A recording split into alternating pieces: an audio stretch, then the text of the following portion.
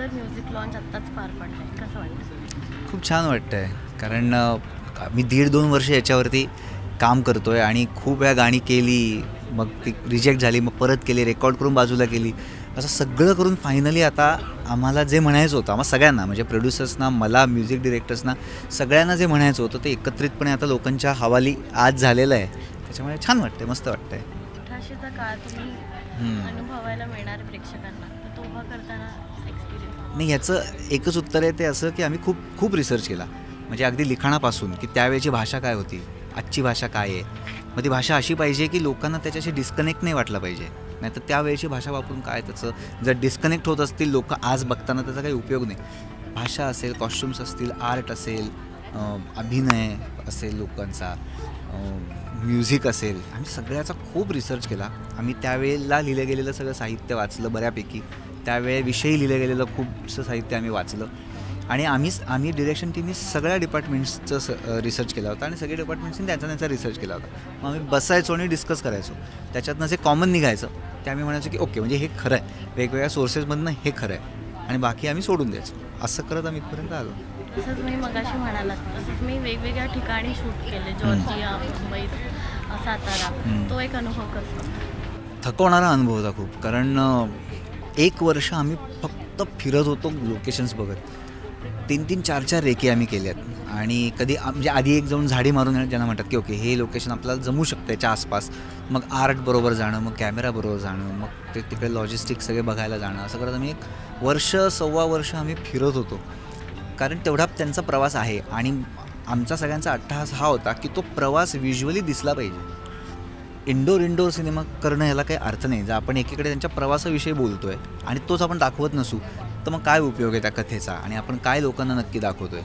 म्हणून आम्ही खूप फिरलो, आम्ही वेगवेगळ्या लोकेशन्सवर गेलो, आम्ही रिअल लोकेशन घ्यायचा खूप प्रयत्न केला, कारण त्या रिअल आम्ही लोकेशन तीच निवडली जी 125 ते 150 वर्ष जुनी आहेत किंवा ॲटलिस्ट 100 वर्ष जुनी आहेत. मग तिथल्या ज्या आत्ताच्या गोष्टी आहेत त्या जितक्या काढता येतील तितक्या काढल्या. बऱ्याच गोष्टी पोस्टला आम्ही काढतो आहे, आमच्या काही प्रॉपर्टीज तिथे भरल्या आणि असं सगळं करत आम्ही प्रत्येक ठिकाणची माती वेगळी, माणसं वेगळी, असं सगळं करत आम्ही इथपर्यंत आलो. थोड्याच दिवसांनी 15 फेब्रुवारीला प्रेक्षकांच्या भेटीला चित्रपट येणार आहे, कसं वाटतंय, काय भावना?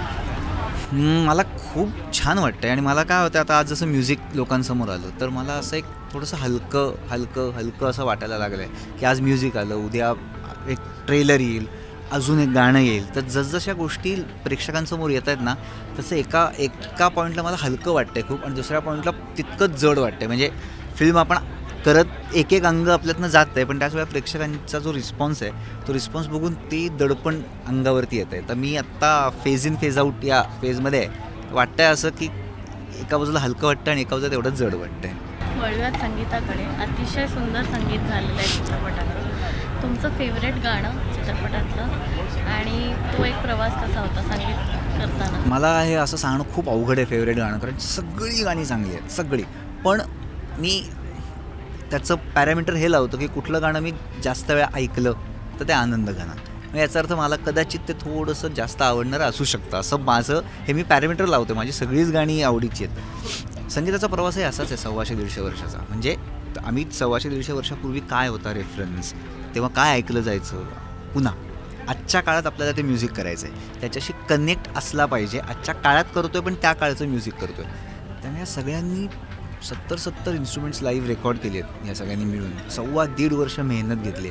चाली झाल्या, चाली फेकून दिल्या, नवीन चाली केल्या, रेकॉर्ड केल्या, ती बाजूला केली, अजून एक चाल केली, असं करत आणि कास्टिंग गाण्याचं, म्हणजे जसं डिरेक्टर कास्टिंग करतो ना त्याच्या ॲक्टरचं, तसं म्युझिक डिरेक्टर्स पण कास्टिंग करतात त्या गाण्यासाठी आणि ते खूप परफेक्ट असायला लागतं. आणि ही जी सगळी गायिका मंडळी तुमच्या समोर आहेत, आनंदी असेल, शर्वी असेल, केतकी असेल, प्रियांका बर्वे असेल, ऋषिकेश रानडे असेल, जसराज असेल, संजीव अभ्यंकर एक गाणं गायले आहेत. तर ही सगळी लोकांना म्हणजे त्यांच्या आवाजाचा पोत, त्यांची गायकी आणि ते गाणं काय सांगितलं जातं ह्याच्याकडे बघून त्यांचं कास्टिंग झालेलं आहे. त्यामुळे परफेक्ट कास्टिंग, उत्तम गायन, उत्तम चाल जी तुम्हाला अशी बांधून ठेवते.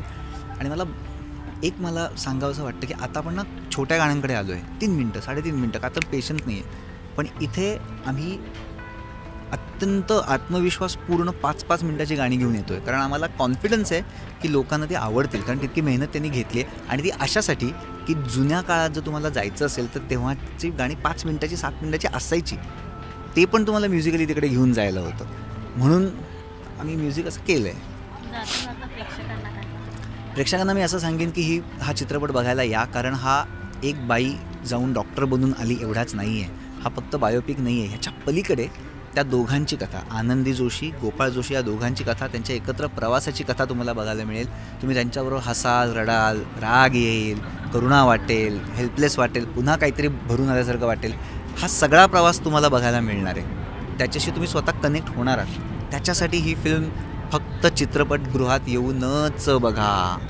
ऑनलाईन किंवा टी व्हीवर येईल याची वाट नका बघू. आणि ऑनलाईन तुम्हाला जे दिसेल ती जर ती अधिकृतरित्या आलेली नसेल तर ती पायरसी असते, ती करू नका. आम्ही तुमच्याकडे विनंती करतो की प्लीज या, तुम्हाला मजा येणार आहे. चित्रपटगृहात येऊनच बघा.